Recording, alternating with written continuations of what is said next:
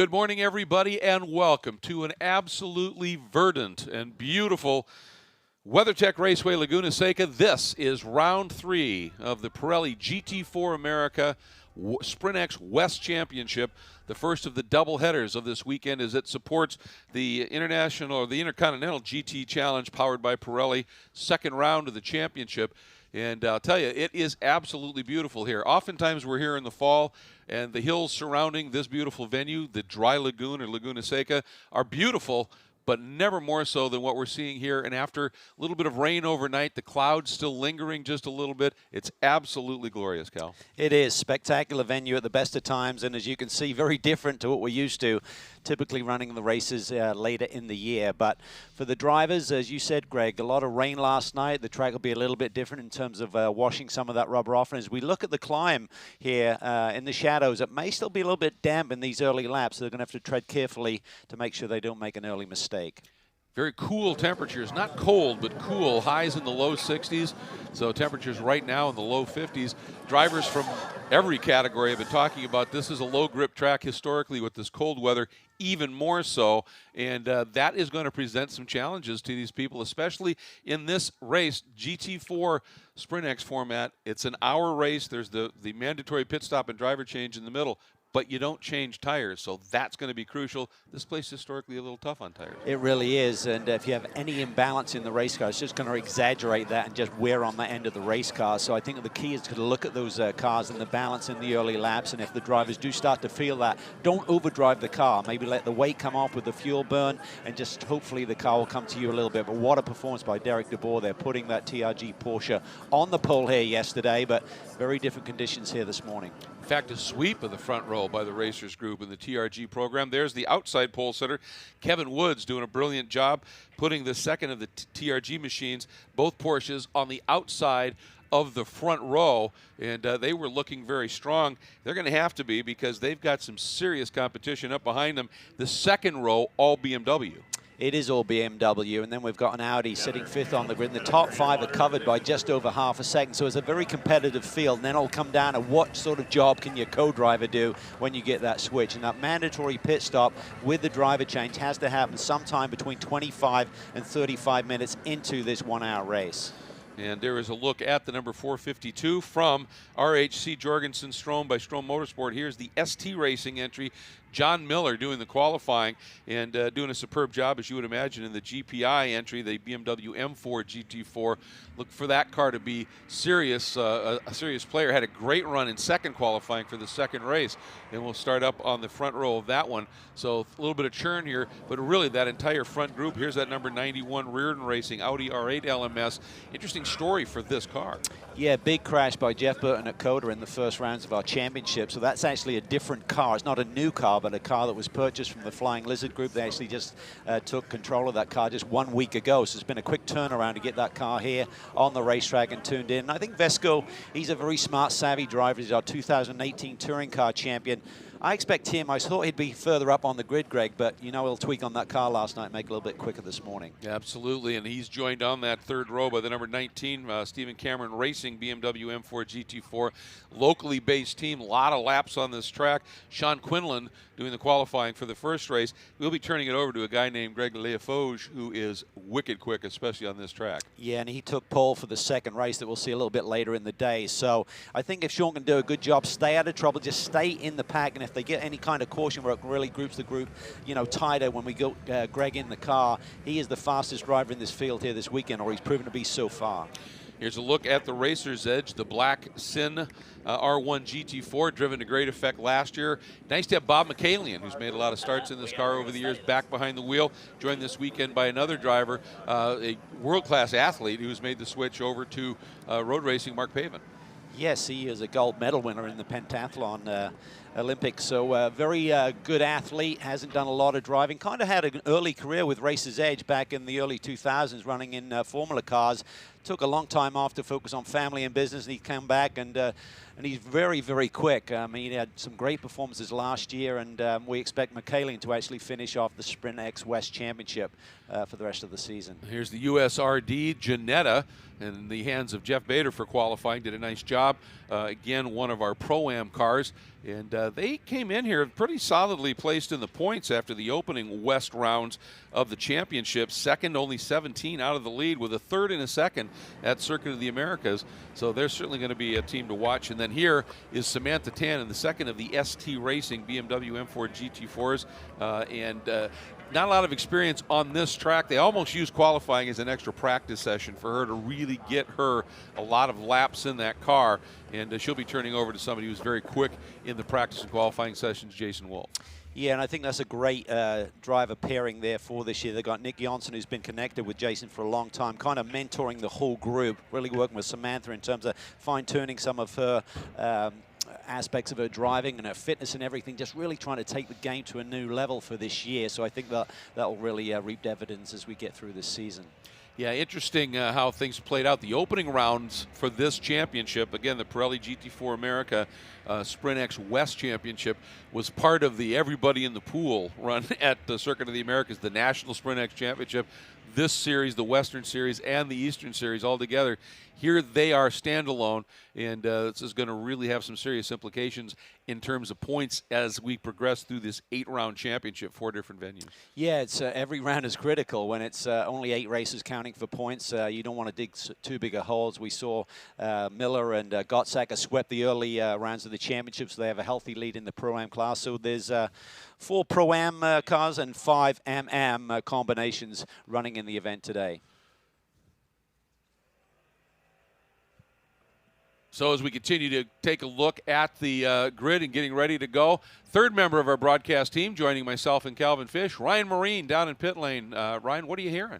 Hey, thanks so much, Greg. An interesting situation with Derek DeBoer starting on pole. It's an overall pole for him, so it's going to mean that he is in charge of this field as it comes around to take the green flag. He actually spent a couple of minutes talking with our starter, Tom Hansing, just making sure he was aware of the rules, making sure he knew exactly what the procedure needed to be, because he finds himself, like I said, in a somewhat unique circumstance, being an AM class car on the overall pole here. Another thing to keep an eye on, we talked about how TRG swept the front row here. Porsche's 1-2. In race 2 qualifying, we saw the BMWs really showing their strength. They're starting a little bit further back in race 1, so one thing to keep an eye on might be the pace of those BMWs, especially as the run goes along. Talking to several of the BMW drivers, they felt like their strength was not in the single lap pace, but rather in race pace, and they might be coming to the front as this race progresses. Yeah, very good point. And, of course, managing those tires, since you don't get to do the tire change in the GT4 category. And this is sort of unfamiliar territory. The qualifying for these groups was yesterday afternoon. This is the cool of the morning and the like, and we talked about that bit of rain. They didn't get a warm-up. They haven't really seen this track, so these 2 formation laps, pace laps, are going to be crucial. They will be key, but pretty much you're locked in, obviously, as to what settings you put on the car. Even though they can't change those Pirelli P0s during the pit stop, they can certainly make some tire pressure adjustments. So you don't want to, overinflate. Obviously, that relates to your starting pressure and how much pressure build you get if you've got an imbalance in the car.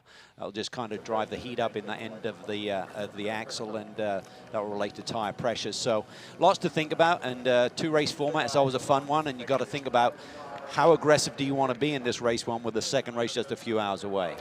Key point, absolutely. It's not that far adrift, and last thing you want to do at the end of this race is have the car delivered to the crew on a hook.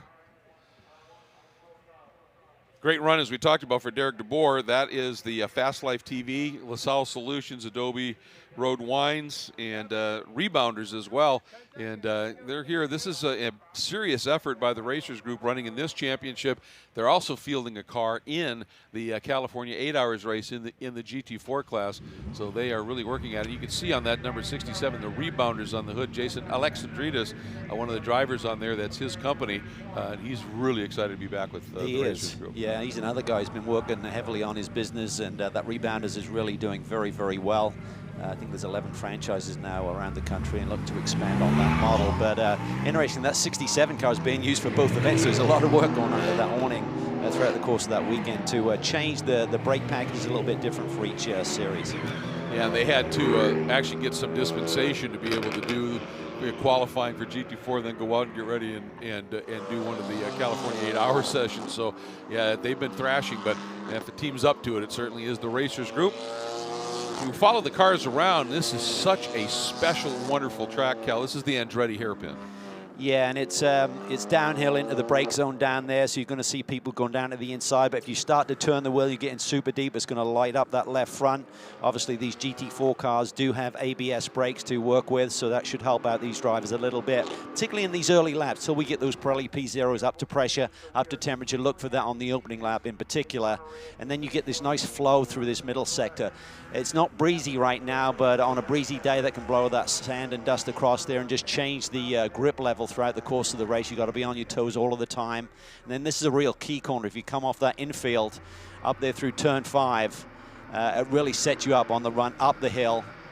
And I think turn 6, the next one you get to, is one of the most difficult corners on the racetrack. It's slightly blind, as you can see. You're coming uphill, and just as you crest the hill, you got to find your turning point and hit your marks. And if you make a mistake there, there's a runoff area, but it can really create problems for you. It's such an angular corner compared to the flow of some of the others, with a big compression right at the apex, isn't it? It is, and I always felt it was one of those corners, when you did it right, you still felt you left a little bit on the table, and when you tried to take a little bit deeper, you got it completely wrong. So it was never, to me, a super satisfying corner, because you never felt you could really nail it.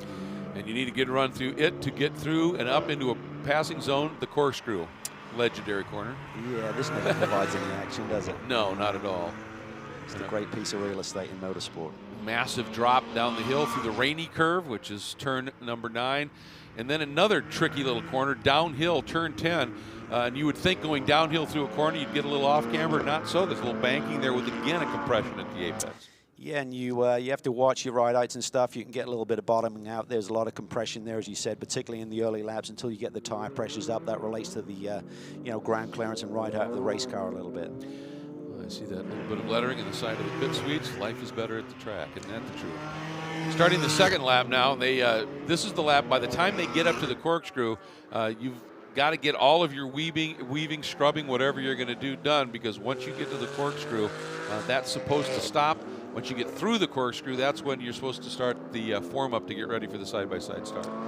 Yeah, you just want a nice clean start. I mean, the stewards really want everyone lined up nicely, and getting to that point that Ryan related to in terms of the start for our pole sitter, you want to make sure you don't run afoul of the rules. Essentially, once the pace car peels off, you're supposed to maintain 50 kilometers an hour and then accelerate up to about 110 as you get the green flag. So, Derek, when you have the advantage and you have the pole, you certainly don't want to leave anything on the table, but you don't want to get penalized at the same time.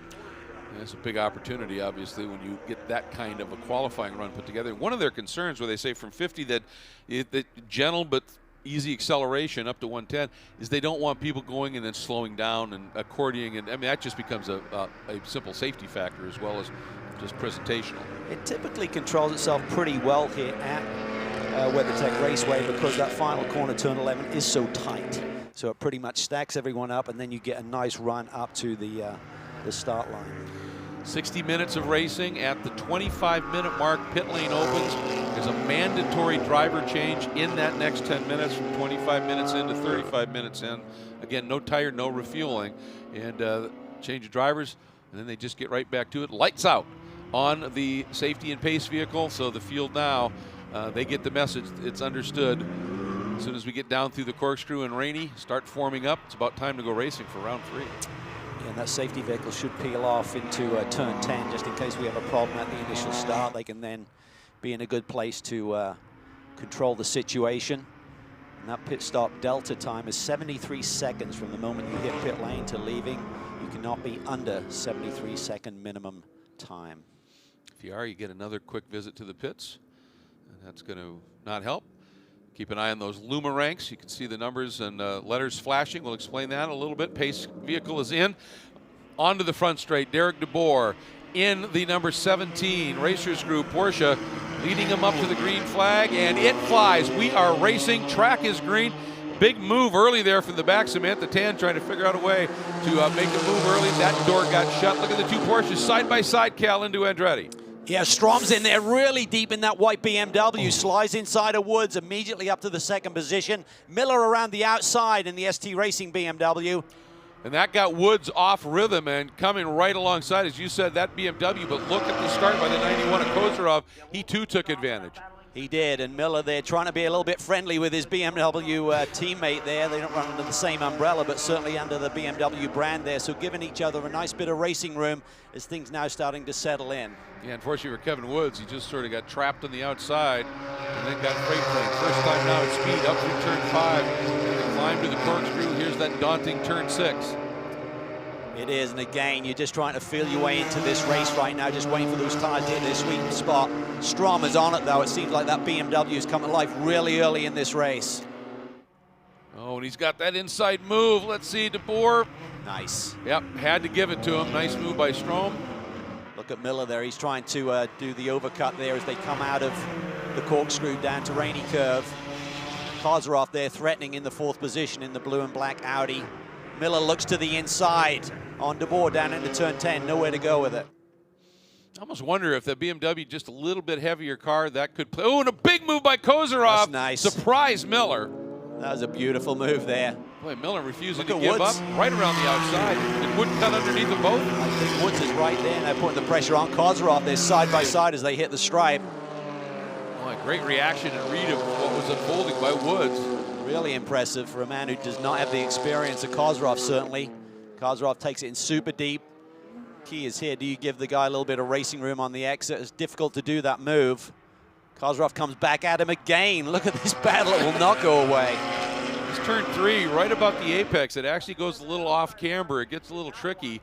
Both of them able to negotiate it. You're right about Woods in terms of general experience, but in Porsches, and particularly the Caymans, he has a ton of it. 10 wins on his way to the championship in the Pirelli Trophy West Series last year. And again, this is an attack for second.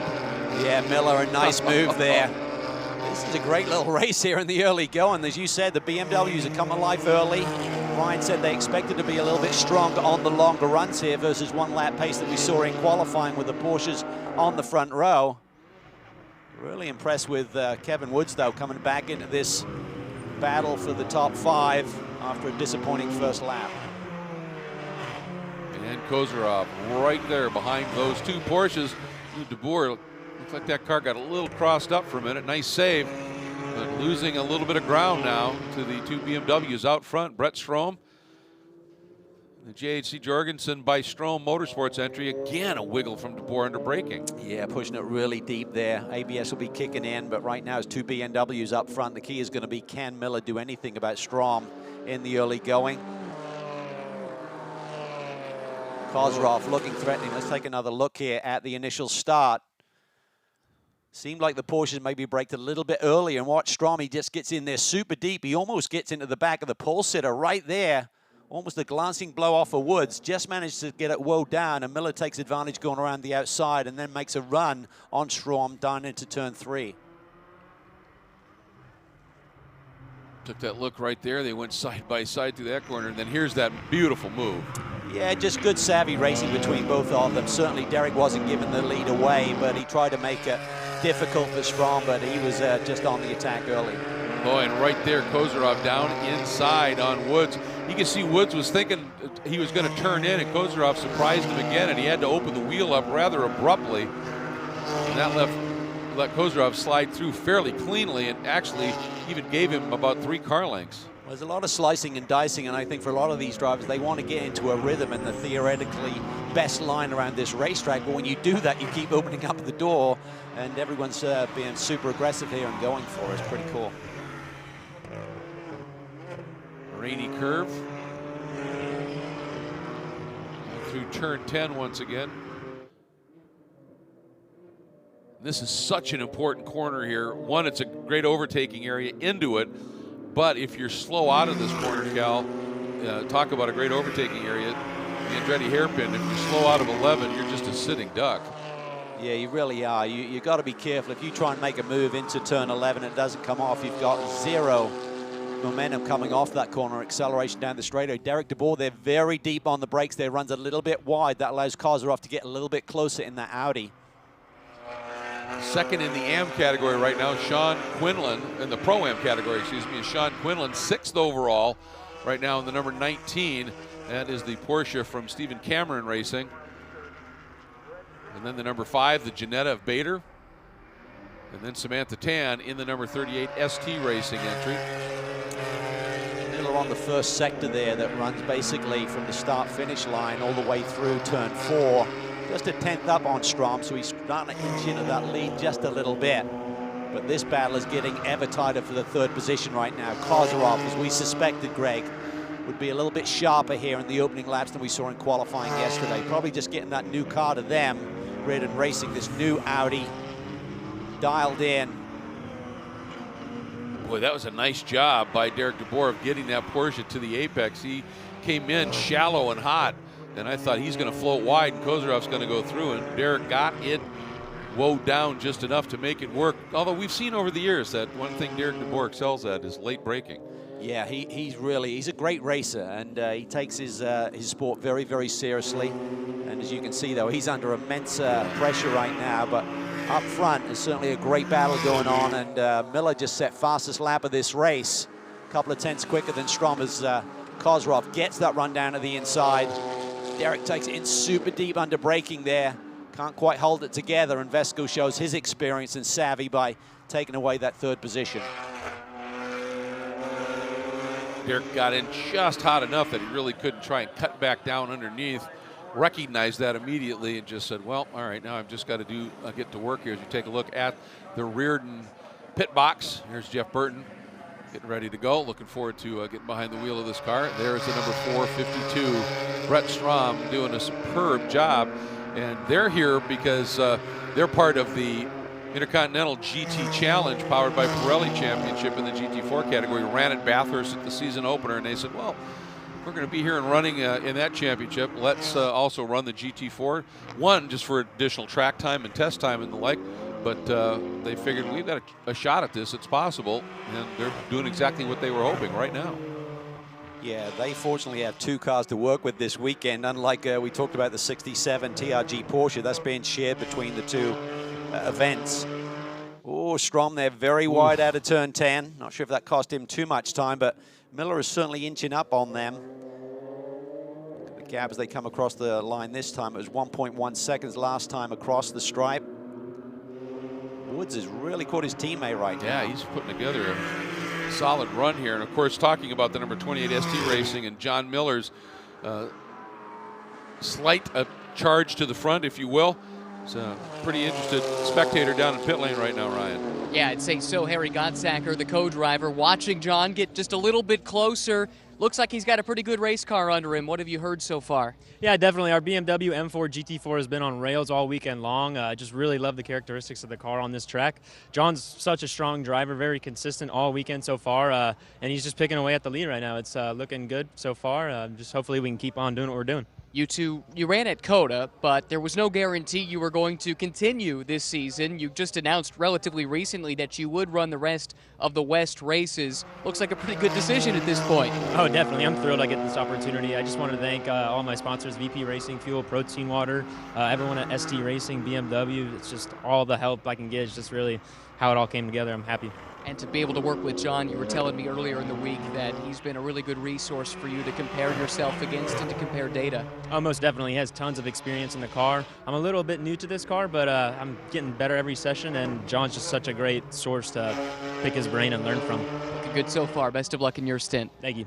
And interesting, there's an irony here, Cal. It's John's driving, chasing right now the car that he'll be the 3rd driver in the California 8-hour race. So that's interesting. And Harry, still a teenager, but at least he's finally 19. Yeah, just amazing. He had success last year in our GT4 championship with a couple of wins with Racer's Edge, so has a lot of talent. Still a very young man, but learning the ropes.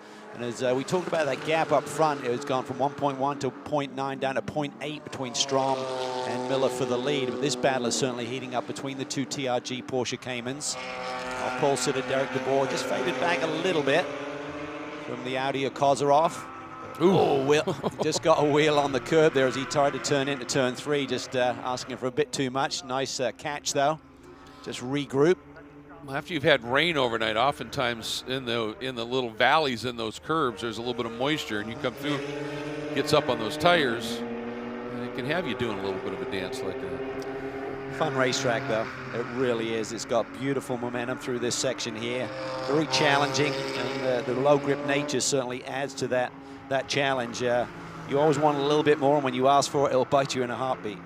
And you've got to be so disciplined when you're turning the car over to somebody else without being able to do a tire change.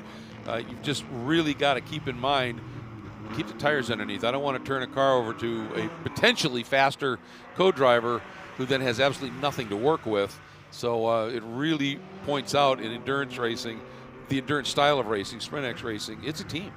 It is, and you've got to really put that in perspective, because race drivers typically have a big ego. They want to be the quickest driver. They want to put down the fastest laps. But if you burn the car down, not literally, but you take too much out of it, you got nothing for your teammate to defend with. That's going to hurt your overall result. And that margin up front, it was 0.8 of a second. It was 0.6 when they came across the line. It's a car length now, the exit of Andretti. And it's literally just hundredths of a second each sector that John Miller is taken out of that lead. And the key is going to be that pit stop delta. Who will cut it fine and really be right on that 73-second minimum pit stop time? And that could change the positions here with every one running so close together. There's third. There's the battle for the lead. Notice on Strum's car, the Luma rank digital display flashing. It always flashes for the overall race leader, and it will switch from, on all the cars, from the overall race position to the 3-digit code for the drivers. A great addition this year to the championship. Miller really dancing on the edge. And that strip of green, that's a relatively new addition, that exit curbing. That didn't used to be there even a couple of years ago.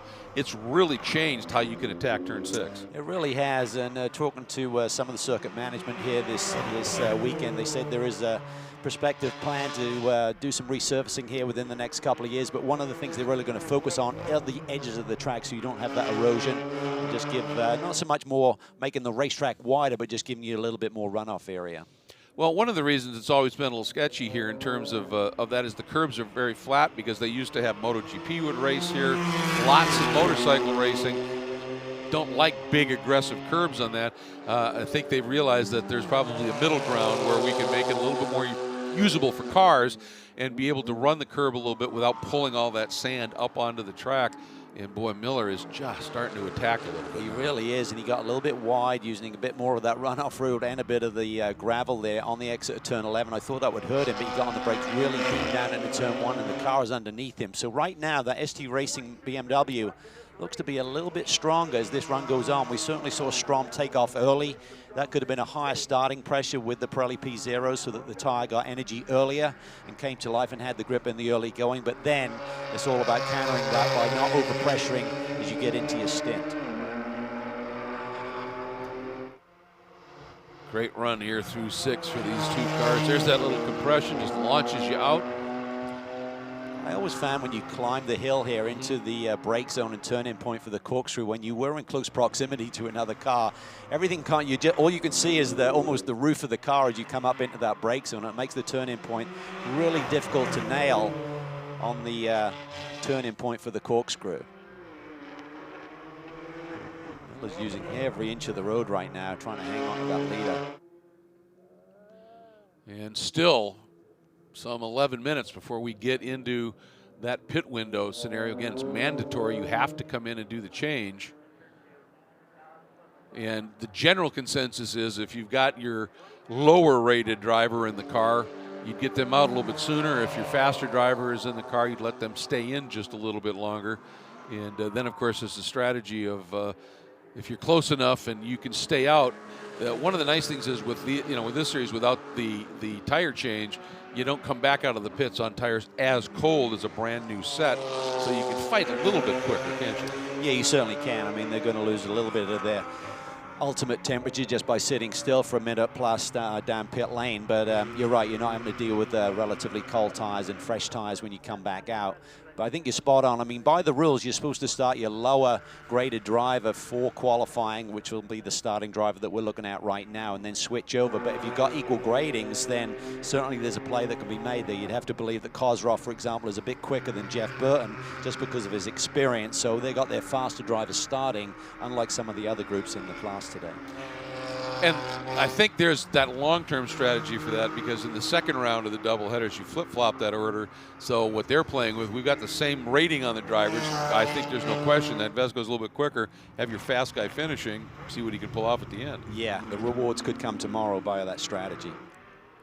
Boy, this is a good scrap here. One of the nice things about the GT4 platform, when you compare it to GT3, I mean, the performance of the GT3 cars is staggering, but they're very aero-sensitive, and you're up behind somebody for a while, you lose the air on the nose, you start to hurt the tires. Not anywhere near as intense as the GT4 class, and so these two guys, but that battle up front with Strom and Miller, they can run in close concert. They can. They're not as sensitive, as you said, to some of the GT3 cars, which once they get into this kind of car length or two, it really hurts your aerodynamics and how much grip level you got. But these cars can just continue to fight and run this close together. Look at that. Almost like drifting into the brake zone there as he's turning in, just trying to maximize the grip with that TRG Cayman. Nice stuff. By the way, sitting in third right now, Kozarov now has set fast lap of the race in the Reardon Racing Audi, and beautiful timing, Ryan Marine has caught up with team owner Laura Tallman. That's right. So let's check in. Vesco clearly starting to close in just a little bit. What has he told you on the radio about how the car is handling as he's tracking down the top two? Well, we've had a few challenges with the car. We're still sorting out. As you know, it's a brand new car to us, and a few more obstacles than we had hoped. He just has radioed in about one issue with the brakes. Hopefully that's all good. But, you know, we've got a great shoe in the car, so he's out there doing his work. After all the hard work that the team has put in just to have this car here and ready to go, how gratifying is it to see it running so well, setting the fastest lap a few moments ago? It's great. It's awesome. You know, I wish we were in a better position, of course, always do, but with, you know, with Vesco out there, we'll do our best. Thanks very much. And watching as Vesco was working through the corkscrew, it was interesting after the test sessions when they had the drivers' briefings, and the question was, okay, what, as always, you know, what's the story with the track limits in the corkscrew? And the steward said, I can answer that for you with a picture. And they put a picture up and they said, those tires. Yes. And everybody went, oh, okay, understood. They're saying they're going right there. That's like, yes, they're going right there. But this is a busy team, Reardon Racing. They ran 12 cars at Thermal last weekend, then took control of this car, and they've been working on it this week to get it ready. And they've done a great job, as we said. Seems like they've tuned it up a little bit since yesterday in qualifying, where Kozarov laid down a lap that was just, I mean, he's in 5th position, but he's only half a second off the pole, and now he's running the fastest laps of the race. He's trimming that margin down just a little bit. The margin from Kozarov to this lead battle is now down to under 4 seconds as he's starting to show that speed. But Miller's still right there with Strom attacking a little bit here. And obviously you don't want to do anything too soon, too untoward. You want to be able to have a car for that race later today, so you're not going to be too aggressive. And again, I think, you know, for Miller, it's a little bit of a tough spot. He's racing for ST Racing in this one, wants to win it, but he's going to be climbing into that other car here as well. And as you said, may not be the same team, but when you run for the same manufacturer, you're going to treat them in a way like the same team. Yeah, and I mean, it's a short championship, right? There's only 4 events, 8 rounds to it. So they have the lead. They swept at Coda. He's going to be thinking big picture already. You think, oh, we're only at the 2nd event of the season, but they got the championship lead, and don't do anything too rash with another race coming up just in a few hours as well. Boy, and Vesco is using every ounce of racetrack. And he's taken, boy, he took a half second off of that deficit to the group up front. There they are, still fighting furiously for that lead position. But every time Miller makes a little bit of a move and Strom defends just a little bit, slows them down, and Vesco is just on a free run right now, trying to come after them. And it's much, much closer.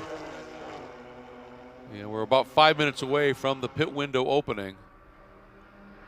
And when you've got 2 guys up at the front battling this close, sometimes it just comes down to who blinks first, doesn't it, in terms of when you make that pit stop. Yeah, it really does. You got some very fast drivers out there, so sometimes there can be a distinct strategy. If you've got a slower driver in, get him out early, let the faster driver do the bulk of the motor race. But right now, you've got really quick guys running up front right now. Strom gets the job done, as we've seen. Miller, obviously very quick. I think potentially has a bit more lap time in his race car if he could get around Strom. But right now, Strom is defending very well. And obviously, Kozarov is the quicker of the 2 drivers there for Reardon Racing. So they're going to try and keep him out there as long as they can. Just updating you, sitting in the 6-spot overall 5th in the AM category is the number 54, the black Sin R1 GT4 from Racer's Edge. And the 19 entry is 2nd in the Pro-Am class, Sean Quinlan for the Stephen Cameron Racing BMW program. The number 5 Ginetta from USRC Racing sits in the 8th spot overall, but 3rd in the Pro-Am category. And Samantha Tan, team car, to the number 28. She's in the 38 entry, is currently 4th in the Pro-Am category in the team number 38 entry. Kozrov continues to keep taking big chunks out of that lead. Boy, right now, half a second at a time. So it's now under 3 seconds to the lead for Kozrov. By the time they make these pit stops, he could be right on the tail. And meanwhile, here's a look at Bob McCallion in that Racer's Edge Sin. And that team ran those, they had 2 cars, and they ran them for a majority of the championship last year. You mentioned Harry Gottsacker drove one of them and had a remarkable season. Interesting car, this platform. It's a fully homologated GT4 car. It's almost prototypical in its look. It runs a big LS3 V8 in the back, just pretty heavily restricted, including throttle positioning. That's right. That's how they really control the performance, was by the throttle opening that can be adjusted to control the balance of performance. But I know Bob is really pumped up. He's got great support from Connexity.com. So he's going to try and do a great job for them here, and he's certainly displaying it. He doesn't run on a full-time basis of late. Only did 1 race last year, but he should complete the rest of this championship. That's great news. He's a great driver to have in the paddock. And it was initially slated it was going to be a Pro-Am car. There was a young Formula 4 gun that was going to be coming in and being the co-driver. That didn't come to fruition, but Mark Pavin was there and available. Mark has a lot of laps in these cars as well, and I think they're a great pairing for an Am-Am shot at it. You know, I think it's still to be determined what the pairing will be for the rest of the season, right. But I think they could get a good result here today. And Racers Edge, what a weekend they had at COTA, getting that big Pro-Am victory. Overall pole with Kyle Marcelli and Martin Barkey on their debut with the Acura NSX. That was a tremendous performance, and the team have really been pumped up since then. As a great start to that campaign. Yeah, when you talked to John Maraki, he said, we figured we'd be competitive. He said, but I'll be honest, a class win and an overall pole, he said, that just really showed us, it gave the team an immense amount of confidence that we belong. And the team that we were just talking about here in the USRD, U.S. Racing Development entry, Jeff Bader in the Ginetta G55. That's a car that has had a lot of success. Chasing right now the number 19 of Quinlan in that Stephen Cameron Racing BMW. And we talked about that team, the Stephen Cameron Racing team, a lot of time here at this track. It's a home track. And so for Bader to be right there and sticking with that program, pretty solid. As we said, they come in here pretty strong in the points in the Pro-Am category. USRD, Bader and Casey Dennis, the co-driver, second in those Western points. Yeah, and Casey unfortunately couldn't be here at the track yesterday, so he couldn't do a qualifying run. But so he's going to have a lot of pressure on him to jump in here, having not sat in the car for a couple of days, and then they'll be starting at the very back of the pack for race 2 later today because he did not put in that qualifying run. There's a look at Mr. Gottsacker starting to get up, as they say, to get ready to hop behind the wheel. Jorgensen waiting to take over from the leader right now. Boy, I'll tell you, that is just an amazing program that Jorgensen and Strom have had over the past couple of years of globetrotting for races. And big plans too. They're even talking about maybe switching up to GT3 machinery before the end of the year. So that's been a rapid development for that group. They've had a tremendous amount of success, certainly, in the GT4 category globally.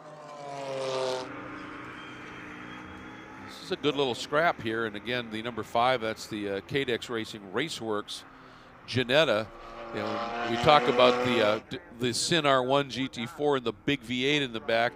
In the Ginetta, it's a V6 Ford engine, pretty much the same engine that comes in that V6 Mustang, and so as a result, not as much power. It runs lighter, tends to be a little bit better on tires late in runs. It's a great little package. It really is, and Quinlan's done a really nice job here, just hanging in there. He's about 26 seconds back of the leader, so it's going to be a tough slate for Lathouche to take over and get the car to the front. He was the quickest in round 2 of qualifying. But look at this. Kozrov is right there on Miller, slides down to the inside. And we're getting right now, we're on that pit stop window. Next lap around, these leaders can make a pit stop. He said maybe before he'd be battling with this group, he's cut through really earlier than I thought. So this car has not only had pace, but has got the pace longer into the run as well. Well, 2 things. One, he gets through 10 incredibly quickly and has been able to sort of sell that dummy a couple of times to stay out wide and dive in. And whatever braking problems Laura was alluding to, he may have figured a way around them because his 2 moves have been real late on the brakes. Yeah, maybe that's because they're not working. Yes. He didn't intend to make that move there. That's no a good option. point. Yeah, John Miller obviously was like, oh, we're hearing about brake problems. Maybe I'll just open the wheel up a little bit here. And we're into that window now. It's just in that window. And here we go. A few takers early on. Bob McCallion in. He'll be turning over to Pavin. There, as you might expect, Quinlan right in front in the Stephen Cameron BMW. And Greg Leofoge ready to climb behind the wheel. Adjustment on the rules this year. They always wanted the leaders to have the opportunity to be the first to pit. Last year, now as soon as you get to that 25-minute mark, anyone can jump in. As we saw, the leaders were just coming on that front straightaway when that pit stop window opened by the clock. So they can come in the next lap or they can extend. If you get a yellow or something during this period, it can all get a little bit crazy strategy-wise, so you got to be careful. Samantha Tan in. She'll be turning over to Jason Wolf. Watch cars are off here. So you're doing cut and paste move. He swings out there. He's not Too quite far close back. enough that time, yeah. But I love how he does it. He swings out, makes it look, I'm very much going to plant here, and then just makes that late move. Boy, he got to drive out of 11. Yeah, he's just got good traction. The car's got the grip. And Strom is struggling to keep him at bay as they just put those cars that came into the pits a lap down. I'm going to try and work the outside all the way around. That's gutsy. Yeah, And I think he realized at the end. Someone's going to have to be really kind to you to give you that lane. But now Kozrov looks to the inside into turn 3. Oh, a little sideways slide there by Strom. Leader's going to have to be careful here as these other co-drivers now just getting up to speed. There should be a little bit of a delta here in terms of those cars that have shown pace here today, but new drivers in. Takes half a lap or so to get into your rhythm typically.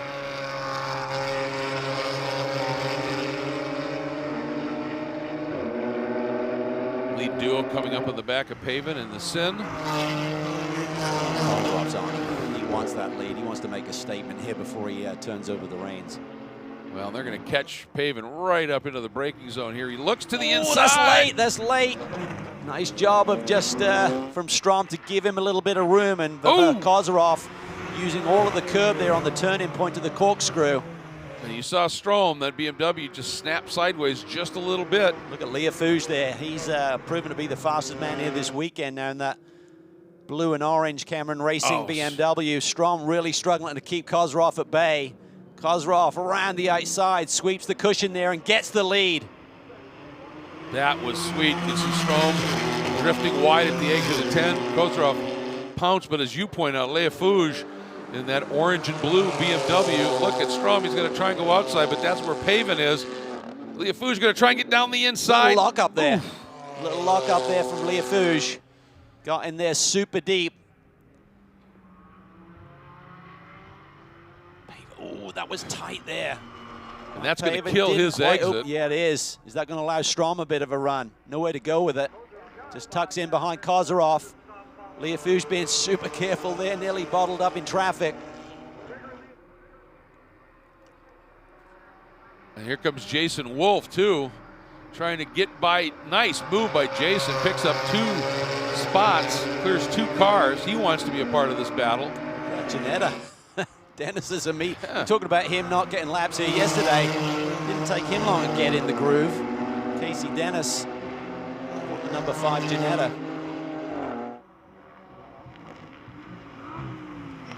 Strom a little shallow. It's a good way to protect, but it can really slow you up here at the exit of the corkscrew. He got away with it.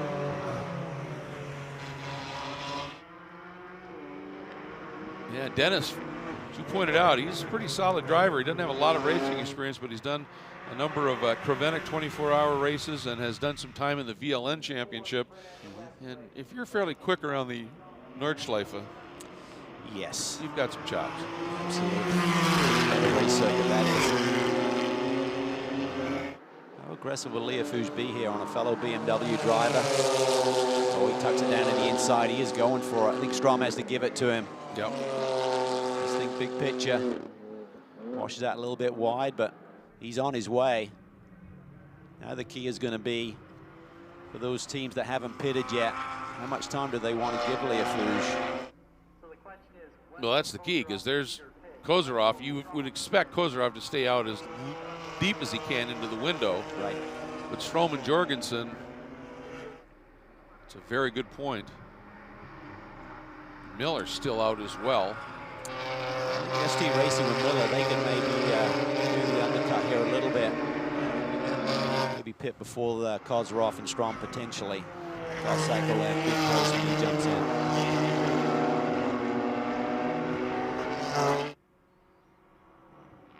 Beautiful conditions here early in the day. Really impressed with the Pirelli P0s, Greg. Everyone's balance looks really good. Certainly traction off. Kozarov seems to have an advantage late in the run here with the Audi off at turn 11. That's how he got the lead away from Strom. But other than that, the cars aren't sliding too much. Really seems to be holding the grip levels well today. Kozarov, of course, the Audi mid-engine, and here we go. Ducking in is the 28 of Miller. Yeah, that's what I thought. They may try and pull a bit of strategy here. Then we've got to look at the pit stop time and see if anyone cuts up really close to that 73-second mark. Miller in. Is going to be turning over at number 28 to Harry Gottsaka, who is mighty quick as well. Keep an eye on pit stop times. Again, the delta 73 seconds. And nobody, well, let's see, Samantha Tan turning over to Wolf. They got it down to 74.2. That's a pretty good stop. Like just a check on those front tires. Rear tires look like they're getting an adjustment. So look like just a check on the fronts, but he's spending time on that right rear, probably releasing some of the pressure out. Let's see if he does the left rear as well. So maybe those rears had overpressured a little bit. Maybe they can get the balance a little bit better for the second driver here, Harry Gottsaka, taking over from Miller. You hear the count when they release. They're timing this as closely as they can. Left a little bit on the tape there from when they said go. There's a slight delay by Harry. Approaching 70 seconds right now as the clock runs. As he hits the stripe there. Ooh. Got that at a 72.6, what I think is underneath the minimum. Well, we know for the California 8 hours you get that 1 second joker, but I don't know that that applies. As from the lead, Kozarov in the Reardon Racing Audi into the pits. Had a couple more laps, a couple more minutes, one more lap, they could have pushed it. Jeff Burton waiting in the wings to climb on board. Is if you push it too close and you have a little moment, have a quick spin, suddenly you can run afoul of getting into pit lane in time. So most of these teams will play it a little bit more conservative, but great run here by Kozarov, qualifying 5th and then settling in and then just driving through the field to the lead today. And the two TRG front row qualifying Porsches in as well. Bourne Woods turning over to their respective co-drivers, James Rappaport and Chris Belomo.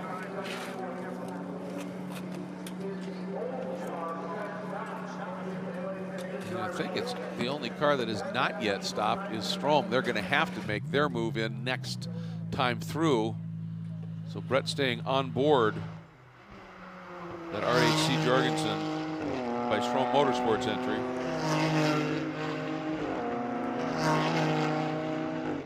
Leia Fouge is on the wheel.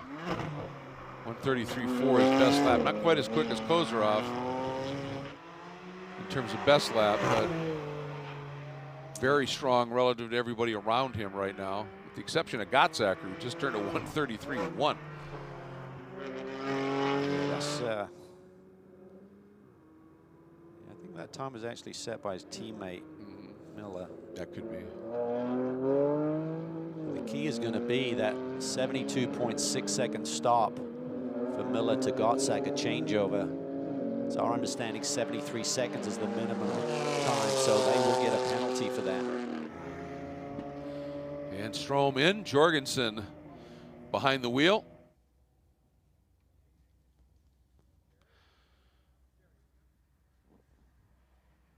I'm sure, and one of the things that race control has done is when there is a short stop, they really check thoroughly and make sure they don't want to force somebody to do a drive-through and have it be listed incorrectly.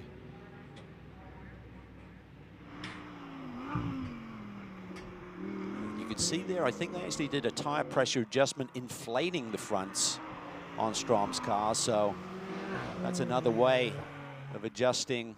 If they did have the car a little bit loose, just taking away a little bit of the grip from the front end to balance the rear. Whereas we saw the 28 BMW do an adjustment, lowering the rear pressures. Burton now out of turn 11 onto the front straight. There, Jorgensen making his way out, and Burton by easily. I spoke to the team about how Jeff Burton was feeling after that massive crash that destroyed the Audi at Coda, and they said he was fine. He's an athlete, former baseball player, and just a really strong guy. So he just didn't bother him whatsoever. Looked like a big one to me. Yeah, it's coming out of turn 19 and coming across the track into the barriers. There's Darren Jorgensen now. So their pit stop was 79 seconds. So they left 6 seconds on the table there. That could cost them dearly.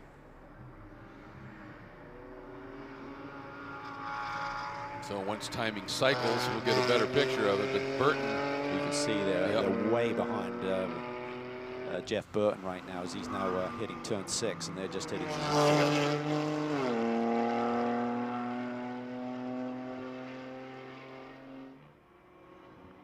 There is Burton, and I think the number 28, that right there, the multicolored BMW of Gottsacker. Yeah, and they're going to have to hit pit lane to serve that penalty, so that lead is going to be expanded big time. And also the number 54 is going to have to make a stop through the pits. We're getting the message. It says an infringement. Their time was fine, but there are some other regulations as to what unfolds during a pit stop. So they're going to have to make a stop. And just saw the stop complete for Brett Strom, turning over to Darren Jorgensen, and Ryan Marine has found the starting driver. Yeah, let's chat with Brett. You went from 3rd to 1st at the end of the first lap, but you said from the moment the green flag fell, there was not a whole lot of grip out there to be found? Yeah, it was a little treacherous. The turns 3 and 4 both had water at the apex, so if you got your right side tires on that, you were chasing it out. But yeah, I mean, the track is pretty green this morning. We're the first session, so I think everyone obviously had that scenario. But yeah, towards the end of my stint, I was struggling for sure. We saw the guys making an air pressure adjustment there during the pit stop. What was the change, and what were you hoping to correct? I was just, it was a little colder this morning. I was just checking if we had the pressures right. We did, so that wasn't it. I mean, the pressures were fine. Just, yeah, really green out there. So it was exciting. A lot of counters too. Yeah, definitely looked exciting from our vantage point as well. What did you tell your co-driver to expect about his stint here? I tried more about the water at the apexes, and I said, you know, you're just good luck with the oversteer. It's going to be every entry, every exit, so just be really smooth. Darren Jorgensen in the car now. Too much for the timing. Good luck the rest of the way. Thank you.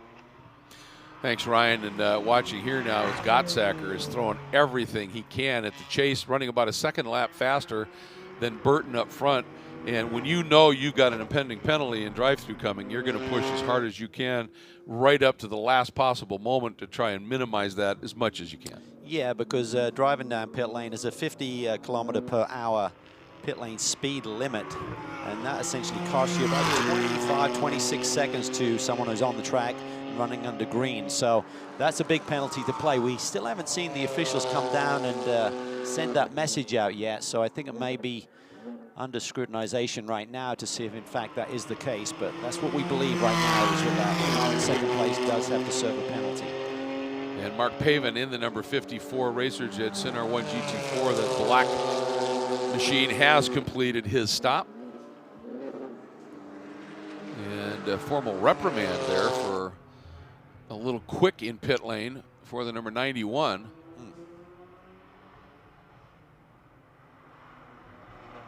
That's interesting. I'm not sure if you can have a pit lane speed violation and not serve a penalty from the lead. So lots going on with our lead 2 right now. And then here's that battle between Jorgensen and Leafouge. Leafouge wasting no time, knifing through. He's up to 3rd, and there's a big question mark on the 2 leaders. So yeah, Stephen Cameron Racing, they be tougher Gregory to catch the leaders, but could they inherit the win with penalties for the front 2?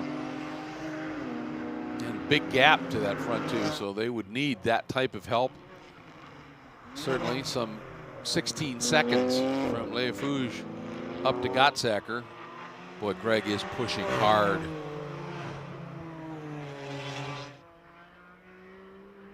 Just last lap of 33.6. Look at him working the wheel. He's really digging deep, and you know that Steve Cameron will be giving him the gaps, telling him what he needs to do.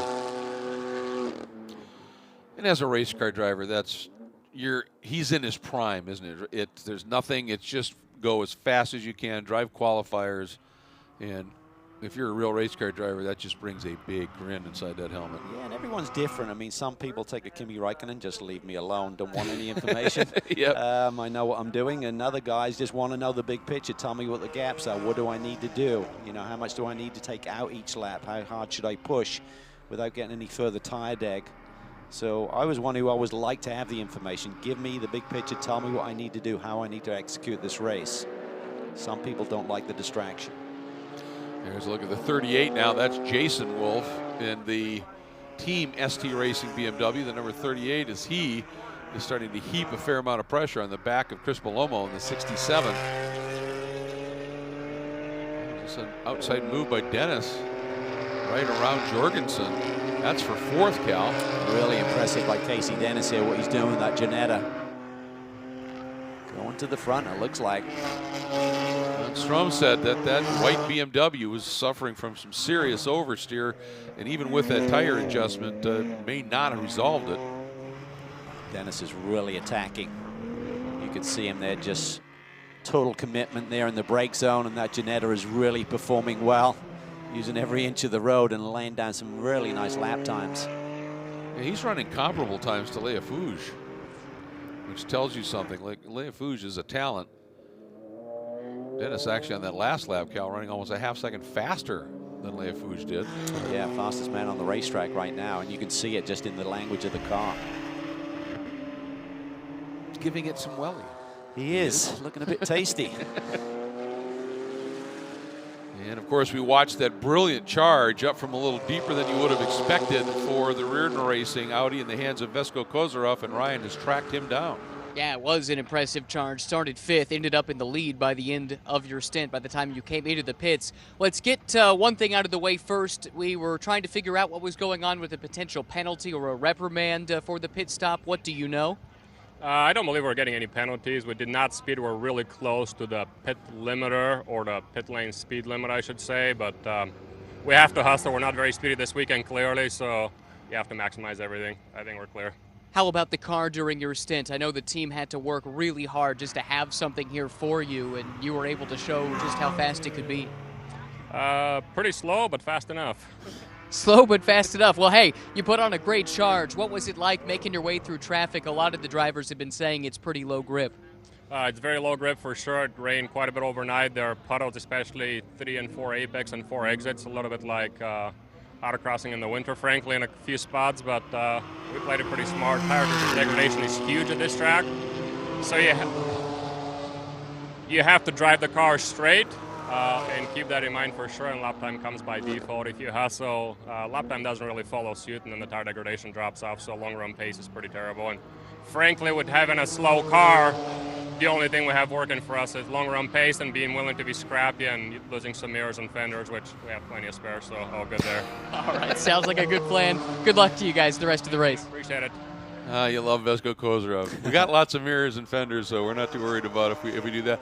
But I loved his comment about that sort of backs up what you hear in driving school sometimes. He said, this track, if you hustle it, and a problem, that's a big development here. Yeah, because Leafouge is only 14, 15 seconds behind the leaders. We just got note that the 28 car of Gottsacker is going to get a drive-through penalty for that short pit stop. But if there's a yellow, that would put Leafouge right on the back of Jeff Burton, who's doing a great job, by the way, at keeping Gottsacker at bay. That's a tremendous performance. It's going to be a matter of what they decide. There you have it. A look right there at the 28 of Gottsacker. But what Kozarov was talking about, this track, when you start to try and hustle the car, you actually go slower and you hurt the tires. You hear that a lot in driving schools, don't you? Slow down, go faster sometimes when you overdrive it. There we see Jorgensen's car right on pit entry. Gottsacker hits pit lane, and they want to get that penalty served as we're now going full course yellow. So that was a great decision by ST Racing in not delaying getting Gottsacker in. He'll be okay to serve this penalty, even though we've just gone full course yellow. And this is going to be a stack up here because Gottsacker's going to get in and out. Liafou should cycle back up to the back of Burton, and Gottsacker's going to be in this fight as well. You got Dennis, who's shown tremendous pace in that Ginetta. This could be a real Jason barn Wolf burner. has speed in the Team 38, so there's the drive-through complete. Yeah, this is going to have a very solid possible 5-car battle for the lead here. Yeah, that was a great call by the ST Racing team. Bring him in. Got it in before that caution came out. I mean, look at that. He's going to come out right there in 5th. There's Jason Wolf. Yeah. This could be really good. Talk about pressure, Jeff Burton. Yeah.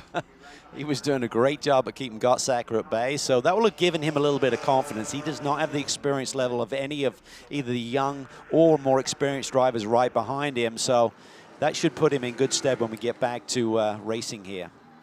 Well, and after a big shunt like he had in Coda, to then come back, have that kind of a drive, and be able to fend off somebody like Gottsacker, you need that, just to sort of get back in the saddle again, don't you? You do. And I'm glad that he was okay. Glad that the team has done a great job in grabbing that car from Flying Lizard. Said they had to tweak on it a little bit, but certainly showing some great pace, particularly over the long run, as Vesco related to. It's all about keeping the tires underneath you, and when he says keep the car straight, it's basically not asking too much of that Pirelli P0 by turning and accelerating at the same time, or braking. Just try and simplify everything inside the car and just put less demands on those Pirelli P0s. We're hearing that it might be a fuel pump problem, possibly, for the number 452. Car had shown some speed, but it was definitely suddenly off the pace, and we weren't seeing a lot of anger in terms of the car sliding or the like that we thought might be the problem. So that makes a certain amount of sense. Also, I just want to point out there was supposed to be a second Reardon Racing Audi here this weekend for Sarah Cattaneo and Owen Trinkler. They were all set to come, and unfortunately, there was a death in Sarah's family. We just wanted to give a shout out to her and her family and say we miss you, and we're sure sorry about what happened, and our thoughts are with you all. And just got a note that they are sitting at home watching the web stream here and are cheering on their team car that's having a great race so far. So we miss you.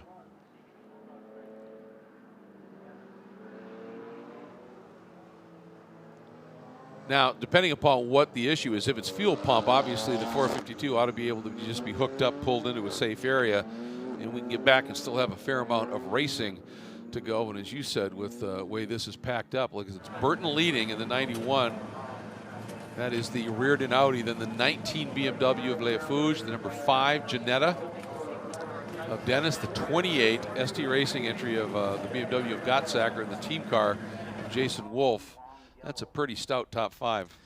It really is, and as we said at the beginning, for Liafou, who's shown great pace here this weekend, he has pole for race 2 a little bit later in the day. He needed a bit of help in the yellow. He was actually cutting in at the lead pretty well, and with the penalty for Gottsacker, there was still potential for Liafou to catch the lead of Burton, looking at his lap time and the delta between the two. But right now, it's all stacked up, ready to go. The key for Burton is there's essentially a bit of a rule that you got to stay within 5 car lengths of the safety car, so he needs to tighten up a little bit so he doesn't run afoul of any regulations there. And for a restart, as opposed to the race start where when it goes green at the control line, at the start-finish line, the track's green, you can go.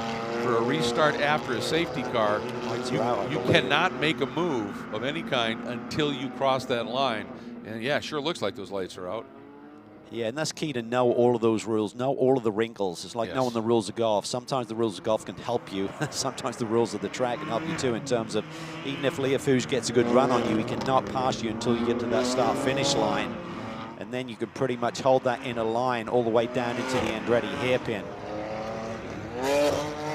So Vesco will be on the radio trying to talk through and mentor Jeff Burton here for this restart. You see Burton weaving, and that was all supposed to stop before the corkscrew.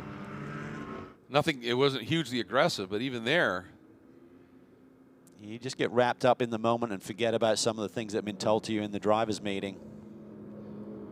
It wasn't egregious, so if anything, he might get a little bit of a warning. Oh, Dennis there had to jump on the brakes as he accelerated off of that hairpin.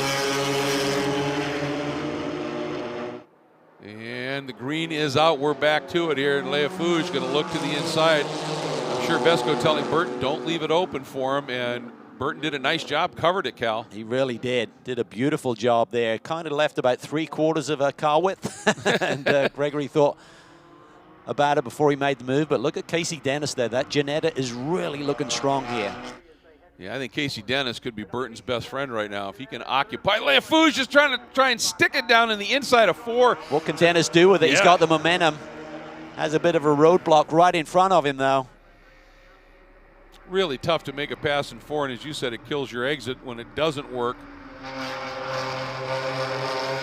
Up and out of 5, the climb up through 6 to the corkscrew. Burton, the Audi. 2 ST Racing BMWs at the back of this 5-car train for the lead. Really impressed with Jeff Burton. The job he's doing, if he can hang on, would be one thing for the victory, but even so, this has been a stunning performance from this driver. He does not have the experience of the guys right behind him. Boy, Dennis could put that Ginetta pretty much anywhere he wants. He had to check up. Did you see that little slide? He had to check up a little bit because he had such a quick run to the back of Leafouge. When he did, the car skated just a little. That's really complicated Gregory Leafouge's attack for the lead, because he's got to be looking in the rearview mirrors at the same time. Little touch there, maybe. Largy-bargy coming off the hairpin. The BMW just stretches the Ginetta a little bit down the straightaway, but that Ginetta is super strong on the infield. This is good for Leafouge right now. Can focus on the lead. Burton takes that inside line away. He's unable to do that. Got to be proactive with it. You can't be reacting to a move made behind you. You may have just seen the message. The restart is under review. Not sure what race control saw. Maybe something further in, deeper in the pack. Looked like the Synod maybe jumped out of line a little bit. Oh, Gottsacker back into that ST Racing BMW through the exit of 3, stepping out just a little bit. And that lead trio has opened that margin up to those ST BMWs. Burton is really just placing his car in a position where he just does not open the door for Leafouge to make a move. Can he just keep it together? Can he stay focused here and hit his marks? Has to do it for 7 more minutes. Leafouge looking to the inside. If he can get the nose there. He does. He's there. But he gives it up. Oh, Burton in super deep. Can he keep it together? He runs wide. Watch the Ginetta. Can he take advantage right there? Touch. Burton's wide. He loses the lead. He loses second immediately. That was the experience of Greg Leafouge. He just sold him the dummy a little bit, and unfortunately Burton took that bait. Not by much, but against drivers like this, it was enough. It was. Even though you got ABS, it'll stop the tires from locking up, but it just kind of numbs the field there. Look at Dennis getting really racy. Just trying to stay as tucked in as close as he can to that BMW. He recognizes he's going to lose a car length or 2 here on the straightaway, but will eat into that gap once they get to the infield again with that lighter car. That was the second time he gave that Bemmer a little graze across the bumper there. Wolf has got around Gottsacker. Wolf is up to 4th and putting the pressure on Burton now for that final podium spot. We were focused on the front. When I saw Gottsacker, the back end of that car slip wide. I wonder if that's where Wolf pounced. Take another look at what unfolded here. Yeah. You could see there Burton up and over the curbing on the exit of the corkscrew there. Had lost the lead already, and then Dennis takes advantage of it. And for Leafouge, he's through, but Dennis looks very strong in the Ginetta. Really rolls great apex speed there. He is picking the moment. He recognized the BMW was a little bit stronger in a straightaway. Can he get that track position and then hold him off? Well, we talked about the Ginetta is one of the lightest cars in the field, tends to be a little easier on tires, and if he can keep hounding. Look how deep he takes it, Greg. The more he can get Leafouge to abuse those tires. Look how big high arc there. He can turn-in point. He can literally put that Ginetta anywhere. Yeah, watch this. He recognizes time is running out. He's got nothing to lose. He's going to try and go for it. Can he duck to the inside? Leafouge takes the inside lane.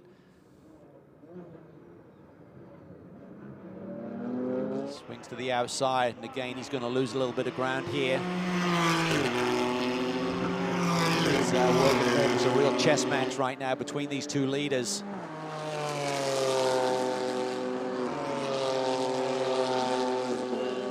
Jason Wolf deep on the brakes on Burton. Burton protects.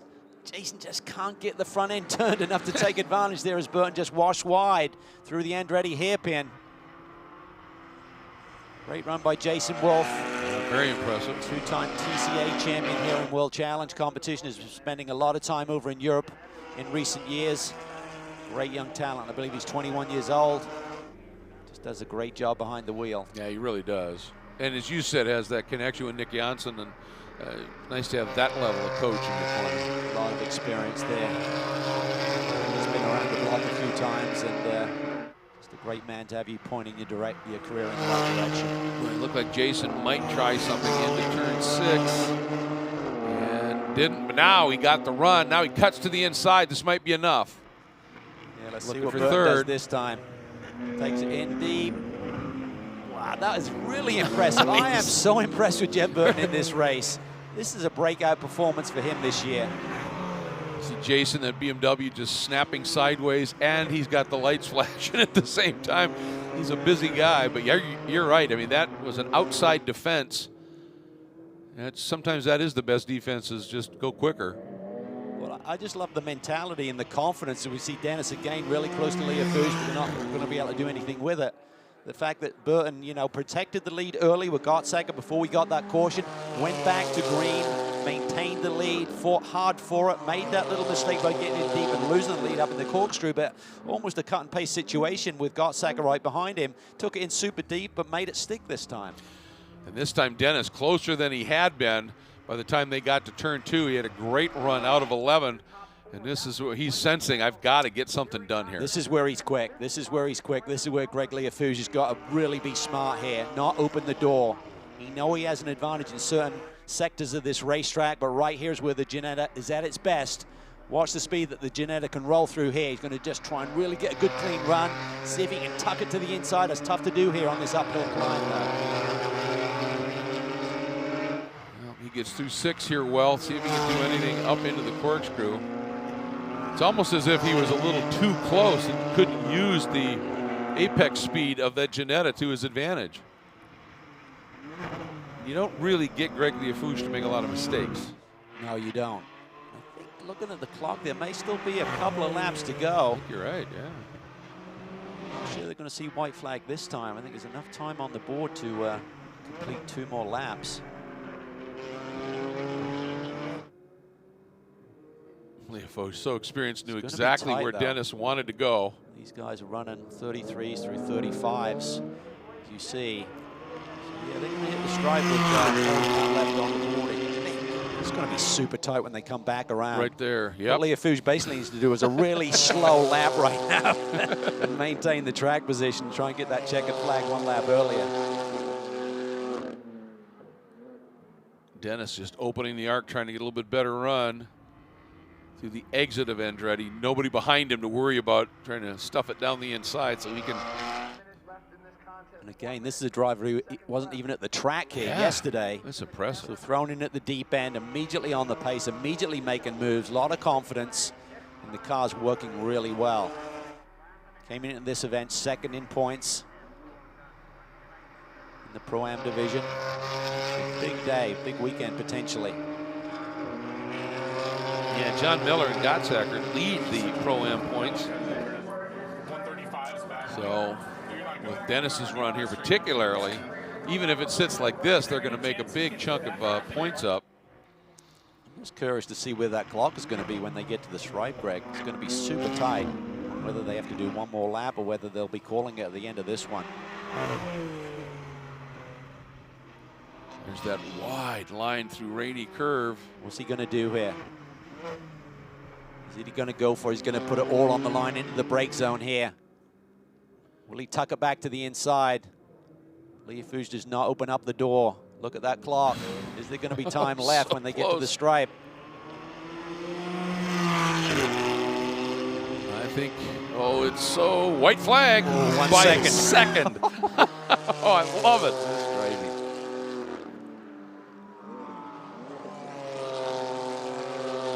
Oh, it's amazing. Regroup here. Yeah, the amount of the speed differential in a straight line for that BMW. He hasn't really shown his true hand. He hasn't really gone for it, so maybe he's got a rabbit up his sleeve. Ooh, look at that moment Paloma there. really wide. Did he get away with it? Ooh, yes, he did. Wow. That'll get your attention. Yeah. Morning. Get you amped up for the next race. Here we go, last lap. What can Dennis do, if anything? Carries so much speed. Just Leafoge always puts that car right where he needs to blunt anything Dennis is looking at. Just BMW's got good torque there through the mid-range. Too tough for the Ginetta to go anywhere with it. But I still think those last couple of corners, what's Dennis thinking about? Is he going to put it all on the line and try and grab their first victory of the year?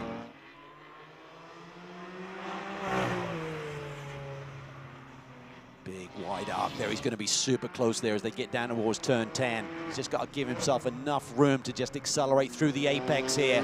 Right there, he's right on him. And again, Leafoge right where he needed to be. Last time, turn 11 onto the front straight. And this is where the BMW just has the power advantage. Noses ahead, picks up a length, another length, and a win for Leafoge. What a story for Steve Cameron Racing. Great run. He and Sean Quinlan starting 6th and absolutely playing the pit stop strategies and just in terms of pace, doing the job they needed to do. But I think the star of this race could well have been Casey Dennis.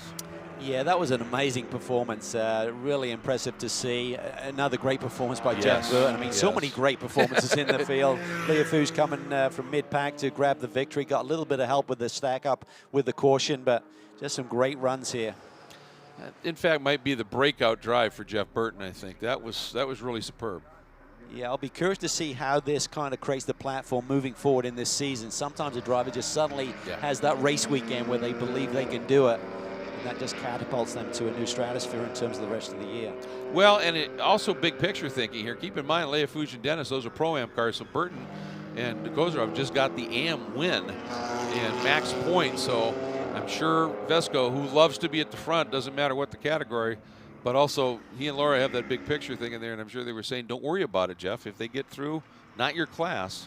I think he wanted that overall win, though. I think he was going for. I think so too. I totally agree with you. They get the class win here today, but there's nothing like being the first across the line. Yeah, absolutely. Well, and he's got a taste of it now. You know, that's the thing. You have a run like that, you know, boy, I can run with these guys. That just sort of resets everything. And boy, look at this. What a day it's turned into here. WeatherTech Raceway Laguna SECA. There are your overall results. And just a superb run. Leafoge and Quinlan up front, Bader and Dennis. And then Kozarov and Burton third, but winning the AM category. The red markers around the numbers indicate the AM class. And sort of alone in the AM category than the two ST Racing BMWs, the 38 and the 28. And again, a nice drive by Jason Wolf. Getting back into it, and then solid run for the Racers Edge Sinar 1 GT4 for Pavin and McCallion. Second in the AM class, third in the AM class, going to the overall pole-setting car, the number 17 Racers Group entry of Derek DeBoer and James Rappaport. Yeah, Pavin laid down some really nice laps later in the going there with the Sin. And out of the car comes Greg Leafoge, San Francisco resident, very much home for him. Jack Baldwin there, the series class manager, congratulating the group. That was exciting to watch. Yes, it was. Everybody enjoying this one. Helmet coming off, and with that, let's throw it down to Ryan Moran. Sean Quinlan started this car. Greg Leafoge finished, and what a finish it was, Greg. You had your hands full there in the final couple of laps. How much were you looking out the windshield? How much were you looking in your mirrors? You know, it was more than a couple of laps. It felt for an eternity out there. That Ginetta was super, super quick. Had a lot of tires at the end, and our tires were done, which we knew was going to happen. But in any case, Sean did a great job opening, saving a lot of tires. I think out of the heavy cars, we were doing very well. But yeah, it was a fight all the way to the finish. So I'd like to thank the guy at Cameron Racing and Redline Oil for supporting us. Sean will bring you in here as well. A race win at Laguna Seca, that's got to feel pretty sweet. Very, very good. This is our home track. I first started racing here, and I love winning here. This is fantastic. Congratulations. Well done, both of you. And, of course, the good news is they get to do it again in just a few hours here. This is a double race day for the Pirelli GT4 America West Championship contenders. And there is a look at some of the other competitors. And we, of course, interesting to hear from Jeff Burton about that drive that he put in for the follow-up to Vesko Kozarov here and winning the AM category in the rear-end racing Audi R8 LMS. And I think Ryan has been able to work through the scrum and get to him. Yes, I did. Jeff Burton is here. Big smile on your face. We talked about the bounce back for the team during the course of the broadcast, but for you as well after the incident at Circuit of the Americas. How nice is it to put that behind you and to come out with a class win here? Well, it was really good. Reardon team, you can't thank enough. I mean, the way they've, worked to make sure that we're here. And probably this guy that walked into the camera, I got to thank too, my partner. Yeah, he put in some good laps. Vesko, you said the car wasn't all that fast, but it was fast enough. I guess that sums up the day pretty well. Yeah, pretty much like I said earlier, we don't have a very speedy car compared to what's out there. We're relying on scrapping, racing, and then tire degradation, driving the car smart square. Jeff did an amazing job. Another win. That's 2 out of 3 so far, so pretty cool. And a chance to get 3rd out of 4 later today. That's a unique situation. Yes, indeed. Yes, indeed. That's what we'll work for. Well, good job. Congratulations and good luck this afternoon. Thank you. And that's a good point they made at the opening doubleheader round at Circuit of the Americas. One of those was a win. The other was, with that wreck, was the DNF. Still decently in the points because of that win. And they get an opportunity to really close that up here with what they've achieved today and another race coming up in just a while. That was a great race. I mean, as we said, so many outstanding performances. Chance to regroup. Can't celebrate just yet. You got to focus in on race number 2 coming up just in a few hours' time. So a lot of work for those crews to get things dialed in, maybe make some subtle adjustments, get the race car a little bit sharper. It's going to be a little bit warmer for the second race. As we take a look at some of the highlights here, yeah, we've got that race coming up later on today. And as you pointed, the conditions are going to be different. Certainly any damp spots will be gone. So it's going to be interesting to see how they put that together. That race scheduled to be coming up about 2:30 here at the Pacific time. And so not a lot of time for these teams to be able to get these cars turned around. And for some of them, they were very racy early and faded a bit. And for others, vice versa. It all comes down to getting that balance right, being fast for the whole race, and they've got 3 hours figured out. Yeah, exactly. And this was a mega move. I think we're going to look here at the pass for the lead with Kozarov on the outside here. And hopefully that Strom Jorgensen car can get fixed up and get that fuel pressure situation sorted for the race number 2. Yeah, great move right around the outside. And drifted level a little bit to make sure that there wasn't a counterpunch move. And then some of this fierce action. And Casey Dennis, man, what a drive he put on in the Ginetta. Be fun to see what he and Jeff Bader can put together this afternoon. Well, expect some fireworks as he comes from the back of the grid. They did not put in a qualifying run here yesterday. So once again, a big congratulations to Stephen Cameron Racing and Leofuge and Quinlan, and to Reardon Racing, Burton and Kozarov for winning their respective classes here at WeatherTech Raceway Laguna Seca. We look forward to round number 4 of the championship coming up in just a few hours.